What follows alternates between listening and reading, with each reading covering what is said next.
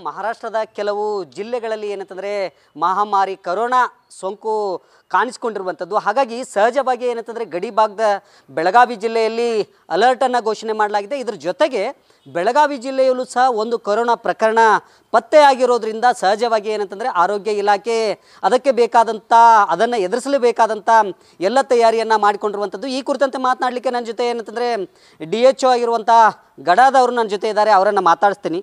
Sir, ಈಗ ನೋಡಿ, ಮಹಾರಾಷ್ಟ್ರದಲ್ಲಿ ಒಂದು ರೀತಿ ಗಡಿ ಭಾಗದಲ್ಲಿ ಏನಂತಂದರೆ ಕೆಲವು ಜಿಲ್ಲೆಗಳಲ್ಲಿ ಈ ಕೊರೋನಾ ಸೋಂಕು ಕಾಣಿಸ್ಕೊಂಡಿರುವಂಥದ್ದು. ಹಾಗಾಗಿ ಕರ್ನಾಟಕದ ಬೆಳಗಾವಿ ಜಿಲ್ಲೆಯಲ್ಲಿ ಯಾವ ಪರಿಸ್ಥಿತಿ ಇದೆ, ಜೊತೆಗೆ ಅದನ್ನು ತಡೆಗಟ್ಟಲಿಕ್ಕೆ ಏನೆಲ್ಲ ಮುನ್ನೆಚ್ಚರಿಕೆಯನ್ನು ವಹಿಸಿಕೊಂಡಿರಿ ಅಂತ?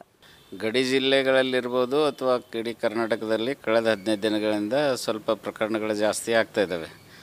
ಆದರೆ ಪ್ಯಾನಿಕ್ ಆಗುವಂಥ ಸ್ಥಿತಿ ಏನಿಲ್ಲ ಇವಾಗ. ಅಂದರೆ ಈಗೇನು ನಾವು ಮೊದಲು ಕೋವಿಡ್ ಬಂದಾಗ ನಾವು ಚೆಕ್ ಪೋಸ್ಟಲ್ಲಿ ಇದನ್ನು ಮಾಡಿ ಅಲ್ಲಿ ಟೆಸ್ಟಿಂಗ್ ಎಲ್ಲ ಮಾಡ್ತಿದ್ದೀವಲ್ಲ, ಆ ರೀತಿ ಮಾಡುವಂಥ ಪ್ಯಾನಿಕ್ ಆಗುವಂಥ ಇದು ರೊಟೀನಾಗಿ ನಾವೇನು ನಮ್ಮೆಲ್ಲ ಆಸ್ಪತ್ರೆಗಳಲ್ಲಿ ಇಂಥ ರೋಗ ಲಕ್ಷಣ ಕಂಡು ಬಂದಾಗ ಟೆಸ್ಟ್ ಮಾಡ್ತಿದ್ದೀವಲ್ಲ, ಆ ಟೆಸ್ಟ್ ಮಾಡಿದಾಗ ಒಂದು ಗರ್ಭಿಣಿ ಮಹಿಳೆ 25 ವರ್ಷದ ಗರ್ಭಿಣಿ ಮಹಿಳೆಗೆ ಅದಕ್ಕೆ ಅವರಿಗೆ ಮತ್ತೆ ಹೈಪೋಥೈರಾಯ್ಡಿಸಮ್ಮು ಮತ್ತು ಬೇರೆ ಬೇರೆ ಕಾಯಿಲೆಗಳು ಇದ್ದದ್ದು ಅವರನ್ನು ಟೆಸ್ಟ್ ಮಾಡಿದಾಗ ಪಾಸಿಟಿವ್ ಬಂದಿದ್ದಾರೆ. ಅದೊಂದು ಪಾಸಿಟಿವ್ ಬಂದಿದೆ ನಮ್ಮಲ್ಲಿ. ಆಮೇಲೆ ಗರ್ಭಿಣಿಯರು ಇಂಥವ್ರು ಒಂದು ಸ್ವಲ್ಪ ಮುಂಜಾಗ್ರತೆ ತೊಗೊಳ್ಲೇಬೇಕು. ಕೋವಿಡ್ ಟೈಮ್ನಾಗ ಮಾಡ್ತಿದ್ವಲ್ಲ ನಾವು, ಈ ಪರ್ಸ್ನಲ್ ಹೈಜಿನ್, ಪದೇ ಪದೇ ಕೈ ತೊಳೆಯೋದು, ಒಬ್ಬರಿಗೊಬ್ಬರು ಒಂದು 3 ಮೀಟ್ರ್ ಅಂತರದಲ್ಲಿ ಇರೋದು, ಮಾಸ್ಕ್ ಹಾಕೋದು, ಮತ್ತು ಯಾವುದೇ ಈ ಜನಜಂಗುಳಿ ಇದ್ದಲ್ಲಿ ಹೋಗದೇ ಇರೋದು, ಇಂಥವುಗಳನ್ನು ಮಾಡಿದಾಗ, ಮತ್ತು ಒಳ್ಳೆಯ ಆಹಾರ ಸೇವಿಸೋದು, ವಿಟಮಿನ್ ಸಿ ಇರುವಂಥ ಆಹಾರಗಳನ್ನೆಲ್ಲನೂ ಸೇವಿಸುವಂಥ ಕೆಲಸ, ಅಂದರೆ ಆರೋಗ್ಯಕರವಾಗಿ ಸ್ವಲ್ಪ ಎಕ್ಸಸೈಸ್ ಮಾಡಿಕೊಂಡು ಇಂಥವು ಮಾಡಿದಾಗ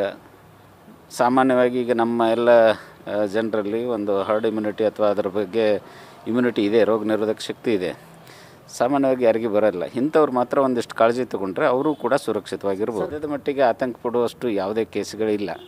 ಇದೊಂದೇ ಕೇಸ್ ಇರೋದೀಗ.